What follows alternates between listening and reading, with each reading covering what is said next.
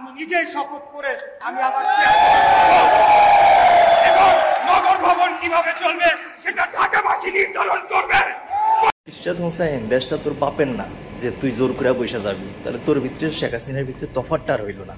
তফাৎটা কই? সে তো নির্বাচন দিয়ে বসছে, অ্যাটলিস্ট বসছে। আর তুই আগের নির্বাচনটা বলতেছিস যে সেটা হইলো এখন বৈধ, আগে ছিল অবৈধ।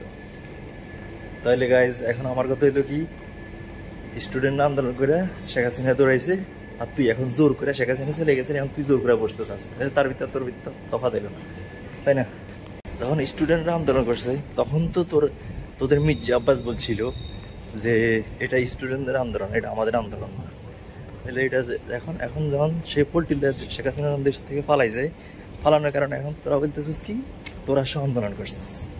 তাহলে এখন তো শেখ হাসিনা জানাই গেছে, তাই না? এখন তো সে দেশে নাই, দেশে থাকলে তো করে গরম আন্ডা আমার বইত।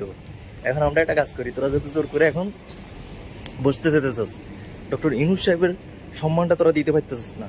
তোরা তো বিএনপির মধ্যে যারা আছিস সবটি মূর্খ। তো ওই যে রুবিন ফারানা না কি বালার কথাবার্তা শুনলে তো মাথা আগুন ধরে যায়।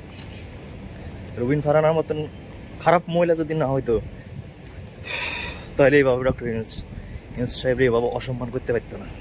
একমাত্র এদেশের জনগণে ওনাকে সম্মান দিতে জানে, আর তোরা বিএনপির মধ্যে কেউ পারস না।